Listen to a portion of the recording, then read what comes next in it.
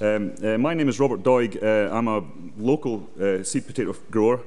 I'm also chairman of the Seed and Export Group of the Potato Council, which is why I come to be here. So I'd like to welcome you this afternoon to our workshop. Most of all, as a Scottish seed potato grower who's endured one of the worst springs in living memory, I'd like to thank you all for bringing some sunshine with you. It's good. Today we have our workshop based on plant health using our technical experts' experience with zebra chip and psyllids. Our first speaker is Neil Gudmestad, who is a familiar face in the UK, having presented on various plant health things here in the past couple of years. Neil is going to give us a technical talk on zebra chip and psyllid based on his experience in America. Thank you very much. As Robert said, my goal here is to kind of give you a feel for the biology of both the potato psyllid and the bacterium, and to give you a sense of what has gone on in the United States since this particular disease has appeared, and hopefully stimulate some information that will lead into Kevin's talk next. The basics about this particular disease, zebra chip, is that it really is a complex. I have spent much of the last 5 years trying to get the name changed, because zebra chip doesn't just affect the chip industry, it affects all market classes, and to change the name to zebra complex, but I've been unsuccessful. The primary pathogen in the United States is a pathogen that's referred to as Candidatus libirobacter solanacearum. The Candidatus portion is basically a catch-all group of organisms that are prokaryotes that you can't culture, and so we tend to throw everything into this group. Phytoplasmas are in this group as well. I'll abbreviate this LSO in the rest of my slides. The other pathogen that's really important in Eastern Europe and in South Russia, where I encountered it about 10 years ago when I was doing some work there, is the zebra chip there is caused by the Stolber phytoplasma, which has, of course, a wide host range and is particularly serious in crops like grapes. We have a very similar phytoplasma that is of somewhat minor importance in the United States. It's referred to as the Stolber-like phytoplasma. It has about a 96.5% similarity. The LSO bacterium is vectored by the tomato potato psyllid, and in of itself is an important pest. The LSO, the bacterium, is a proteobacterium, very primitive, resides in the phloem, the nutrient-conducting tissues of the plant that take the photosynthates from the leaves and move it to the roots to feed them and then into the tubers. And that's exactly where the tomato potato psyllid feeds. And so it's a very efficient system for the bacterium to be introduced exactly where it wants to be by its insect vector. The disease was first appeared in Mexico. My colleague Gary Secor and I saw it there in the 1990s, did not know what it was, and with the existing technology at the time, we never were able to figure it out.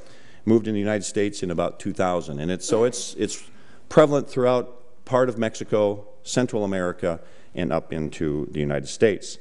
The tomato potato psyllid was first reported in New Zealand, and we have Andrew Pittman here if you have any questions. I'm sure he'd be happy to answer them. In 2006, and the bacterium was identified in 2009. This is an electron micrograph that shows the LSO bacterium in the phloem, in this case of a tomato plant, as done by my colleague Gary Secor, also at North Dakota State University. And you can see that the bacterium takes on a number of unique forms. It can be quite long. Most of these are a cross section. And you can see in this, you can easily move from one phloem cell to the next through those natural openings. This is a kind of collage of a series of photographs that we published a number of years ago showing basically various stages of the disease, zebra chip, and the other disorder caused by the tomato potato psyllid, which is psyllid yellows. This is an early stage of the zebra chip. It causes yellowing, contraction, or reduction in the internode length, so you end up with a very compact, stunted plant. Later, about 2 weeks later, those plants begin to become very debilitated, aerial tubers are formed, and you end up with a lot of leaf necrosis. The result is a symptom in the tuber that looks a lot like, and you probably haven't realized that here in Europe and a lot of places, but in North America, in varieties like russet Burbank, another phloem-restricted pathogen, potato leaf roll virus, causes a very similar symptom to this, which is also a phloem-restricted pathogen. So you end up with this flecking and streaking of the medullary tissue of the tuber. This is a symptom of psyllid yellows. You can see there's a lot of very close similarity in the symptomatology of psyllid yellows to the early symptoms of zebra chip, compact growth and a whirling, a rosetting of that foliage. The psyllid yellows itself will also cause a bit of necrosis in the tuber, so it is both a yield limiting. Psyllid yellows is not associated necessarily with the LSO bacterium, but you end up with debilitated plants, reduced yield, and also quality issues if you make chips or fries out of those. And this is a photo of a seed-borne stage. We call it haywire, very stunted growth. Most of those plants die early. We have demonstrated that the seed-borne phase of this disease is not particularly important. And this is the name why the disease was named zebra chip. The symptoms that appear in the finished product, the fried product, that would end up being in the bag. And you can see the streaking, hence the name zebra chip, light patches and dark streaks. Again, vectored by the potato-tomato psyllid. Just a little bit about this. From egg to adult, it has about a 1-month life cycle under its optimal conditions. The nymph stage lasts about 3 weeks. It goes through 5 nymph stages. The adults survive about a week and can transmit it. And so they are very efficiently vectored.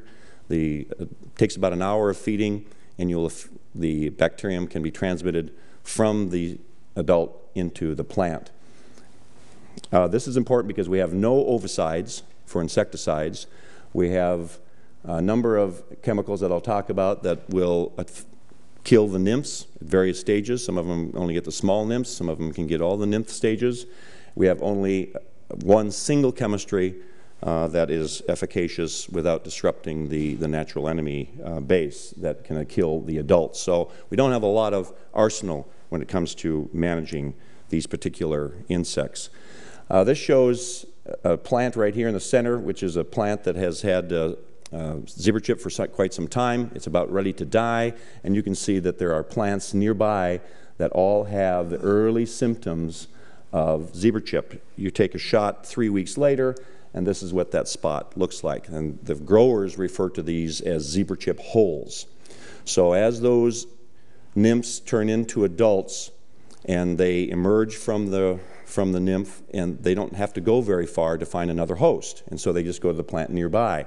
They lay their eggs, those eggs hatch, the nymphs start feeding, they go through the life cycle again, and when they emerge, they don't have to go very far. And so you end up with these holes in a field, and you can see another one here, you can see another one here, and there will be 100% infestation of zebra chip.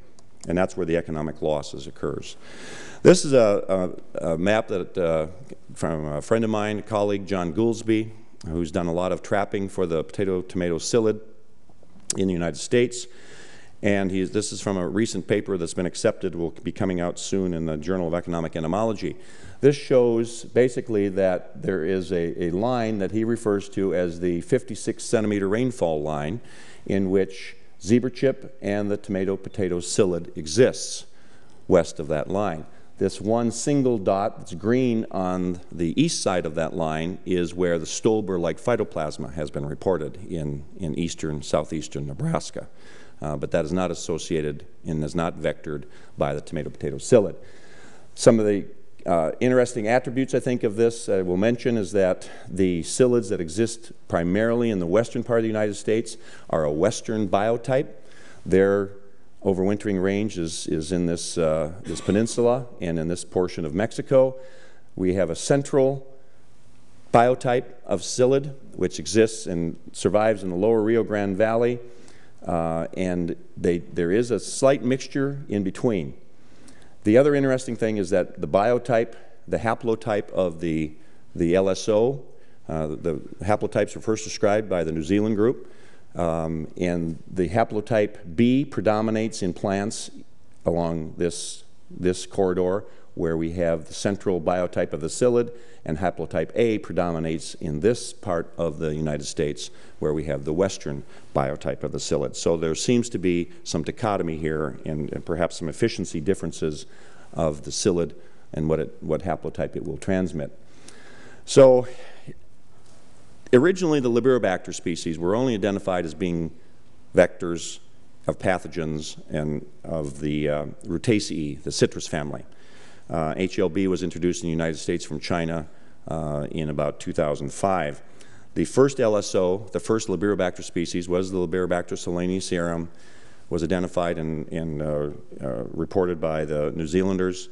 It was the first species of Liberobacter outside to actually infect a host outside of the citrus family, and that'd be the solanaceous family.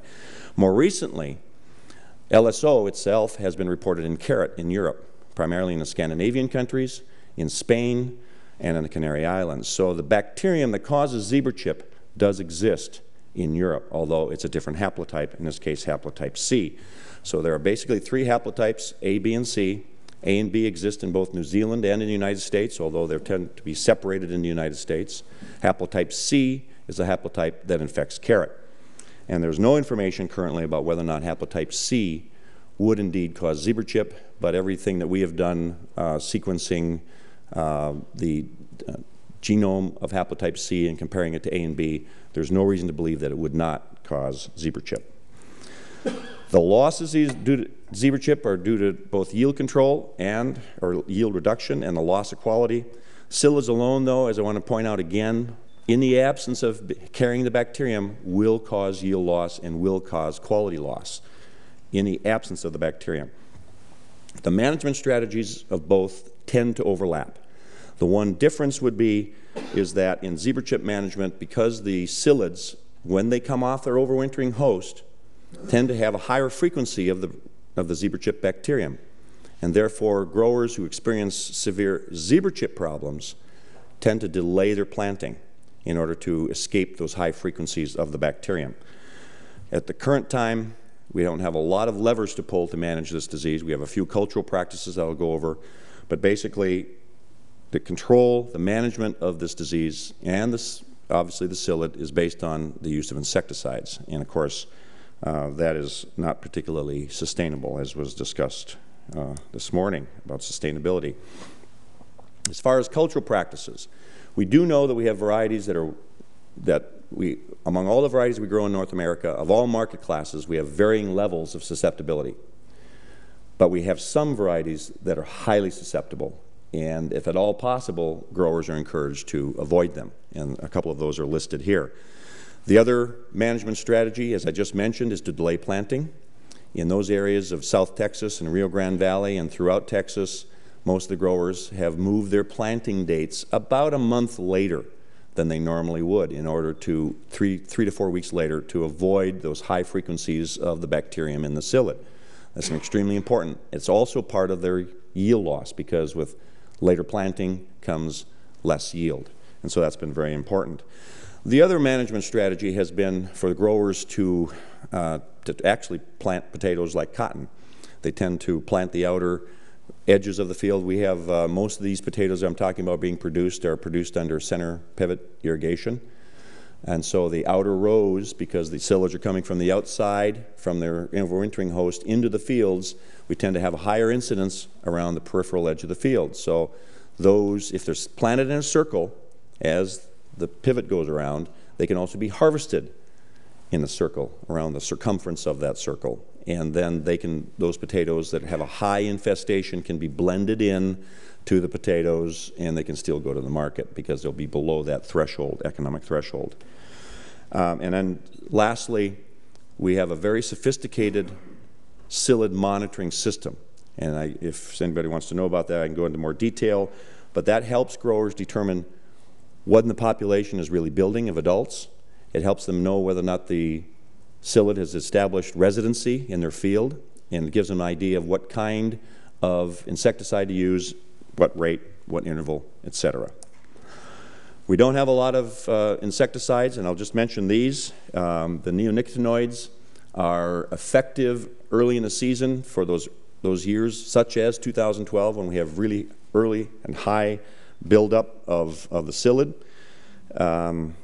There is resistance, though, in the western biotype. The western biotype of the tomato potato psyllid is resistant to the neonicotinoids, and we expect that the central population could be developing resistance. The ivermectins are effective only on the adults, but they are a wonderful, rapid killing group of insecticides that allow instant knockdown. Pyrethroids, which are mentioned below here as in the void, also have good knockdown. The problem is that it's not an immediate kill, and the females lay up to 30% more eggs before they die. And so after you've killed them, you end up with more psyllids in your field. And as my good friend Eugenia Banks just told me, the thing about killing a psyllid with the ivermectins is when one is killed, 2 million appear in your field for the funeral. Pymetrozine and flunitramide are two anti-feeding type. They're feeding blockers. Their stylet is frozen, the muscles, and so they can't feed and they starve. It's a kind of a slow death. These are active only on the very small nymphs, and so you can only use them for a portion of the growing season. The totonic and the tetramic acid derivatives are highly systemic and are effective on all nymph stages. They're really our big hammer that the growers have. However, there's an overdependent use of those, and there are some growers who use only these, and so I expect to see resistance in the near future. And again, there are a whole group of insecticides that should be avoided at all costs. So in summary, zebra chip this year, particularly 2012, I think is a really interesting year because we had very high populations where it has been historically a problem in that Texas up through Nebraska area. Of course, we had zebra chip appear in Washington, Oregon, and Idaho this past year. So it's a make or break year for those individuals. We're dependent on the use of insecticides, which I said is not sustainable.